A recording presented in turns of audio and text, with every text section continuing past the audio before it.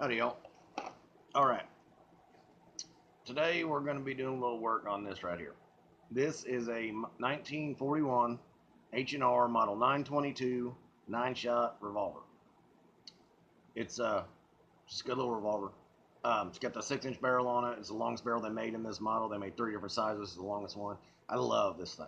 This is the most accurate revolver in any caliber I have ever had. I can damn near squirrel hunt with this thing. It's shocking how accurate this little game is. So today we're going to tear it apart, do a little bit of work to it, clean it, but this ain't a gun video. And y'all hung on for this long thinking it was, so do me a favor, just hold on for a couple more minutes and just listen. That's all I'm asking, just listen. Y'all listen, watch my gun videos. I got some gun videos on there, I got north of 30,000 views. I put a video on there of me talking for 2 minutes about something, and I get 20 views on it. So just give me just a minute. Anyway, we're going to take this thing apart and clean it. And I don't know if y'all are going to take these things apart, but they're real easy. They do not have a load gate, don't have anything like that. They do have a viewer on it where you can see in there and see if you got a round in that chamber. But they do not have a load gate, swing gate, anything like that. These are simple. They're target pistols, so they weren't meant to load quick. There's a little release catch right here. Hit the release, pull the pin straight out, cylinder drops out. That's it. And then it has an ejector. The way these work is you take this pin, see how it's got this little relief in it? You take the original pin, you stick it back up and through here, and it catches that and pushes the injector right straight up. And it just ejects all 9 shots, load them back up, drop the cylinder back in there, put the pin in, you're good to go. So, I mean, it's 9 shots, so if you can't get what you're doing in 9 shots, you probably don't need to load the damn thing that fast anyway. Anyway, now to what this video is about. I was watching, matter of fact, with Celadette O'Brien. And I'll give you that she's not my favorite person on the planet.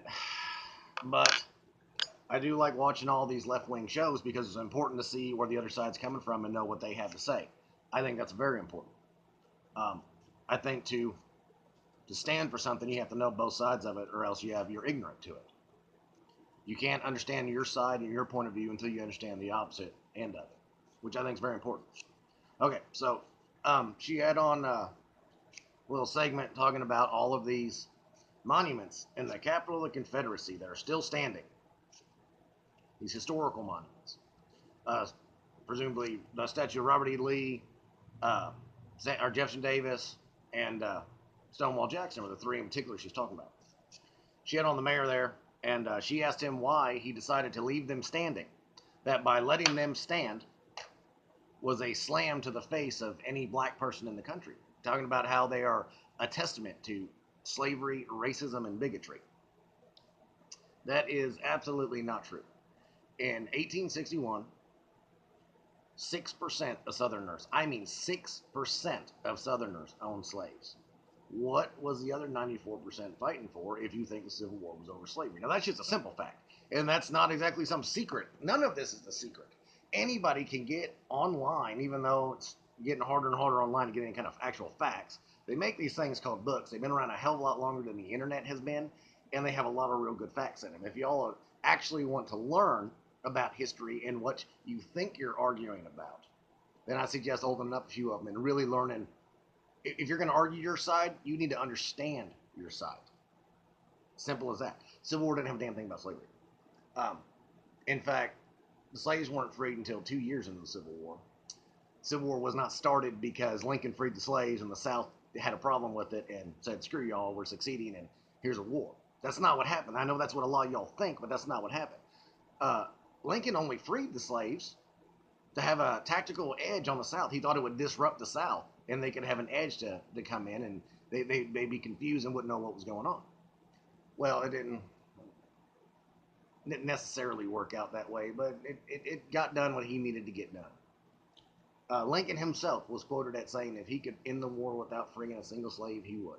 So I don't want to hear about how, Lincoln is the grand freer of the slaves. Yes, he freed the slaves, and he is a great man for it, but he did not do it for the reasons that history remembers him for doing it. And I think that's very important. History remembered incorrectly is not history, it's a lie. All right, that being said, I don't think someone like Celadette O'Brien or anyone that has such a public platform should be ignorant to what she's talking about. And she is absolutely ignorant to this fact. Now, I'm sure that she has her own beliefs and her own views, and like a lot of these people, they kind of morph them into something more than they are to try to pound their point home. And that's, I mean, I get it that that's a journalist thing, and that's, but when it comes to something as important as American history, you cannot cloud it. There's already a line down this country over lies. And by building these lies up more and more and more, all you're doing is widening that gap in between the sides. What do you guys think happened in 1860? There was a large gap down this country. And instead of trying to close it, both sides just kept pushing it further. Now, I'd like everybody to know that Robert E. Lee did not agree with slavery, even prior to the beginning of the Civil War, was very vocal about how he was opposed to slavery. He didn't necessarily even agree with everything that the South was doing, but he did see what the federal government was doing. They were putting taxes and tariffs on the South specifically to take down their industry and their factory to make way for the civilized North factories making the same kinds of products. That is what started the Civil War, because the federal government unfairly taxed only half the country. Companies up north, who by the way own slaves as well. That's not some big secret. Y'all can go find that out by a couple clicks on Google.